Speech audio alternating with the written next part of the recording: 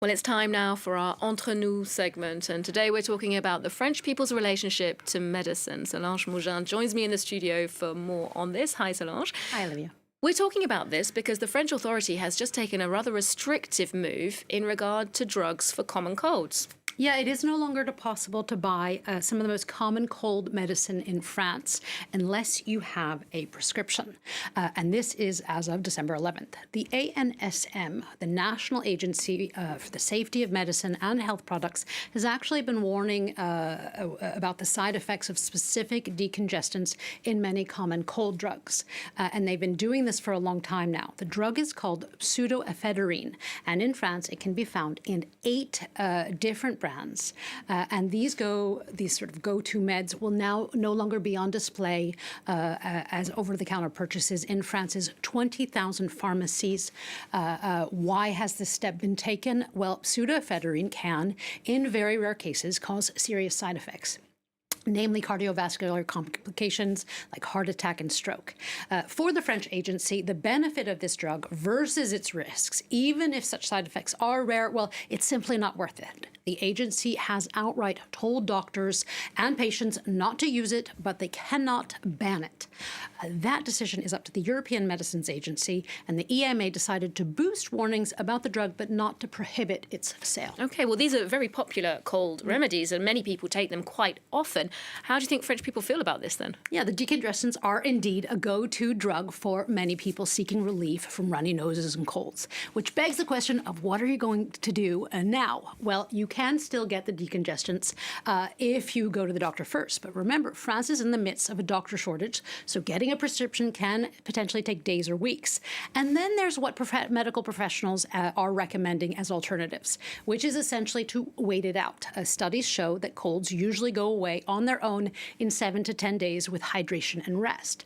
And another possibility, doctors say, is flushing your nose out with saline solution, as people do for babies, for example.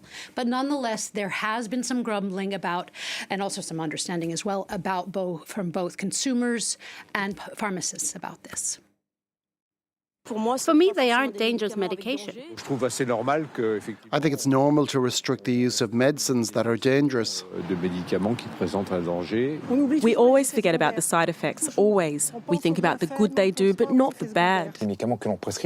These are drugs that sell every day. If we take them away, it's going to hurt. We pharmacists are being asked to replace doctors and treat the population, but if they take away our therapeutic arsenal, it's going to put us in a jam. It's going to be complicated. Now, pseudoephedrine is not the only drug that is causing concern. The independent review Prescrire found that there are 106 drugs, of which 88 are sold in France, that may have an unfavorable benefit versus risk status, including 2 drugs that are commonly taken here. They are Spasfon for tummy problems and Maxilase for sore throats. There's concern that both of these may potentially be more dangerous than beneficial. But that said, of course, they say old habits die hard, and we're all used to what we take in terms of medicine. So do you think things might be slowly changing? Well, that is the hope, at least for the French health body, the Assurance Maladie. They're currently running an ad campaign to encourage the French to not automatically expect or demand a long list of prescriptions at the doctor's office. And in France, you generally do leave the doctor's office with a long list. Only 1 in 5 ends actually without a prescription in France. In other EU nations, it's about 1/3. And the number of boxes of medicine that people and the state healthcare system buys shows this. On average, a French person buys or is prescribed 41 boxes of medicine per year. The top seller is an actually over-the-counter drug, paracetamol or Doliprane, followed by another pain med, Dafalgan, and then a thyroid drug, Levothyrox. I think that's how it's said. Wow, that's a lot of medicine. So does this mean that France is number 1 when it comes to medicine consumption?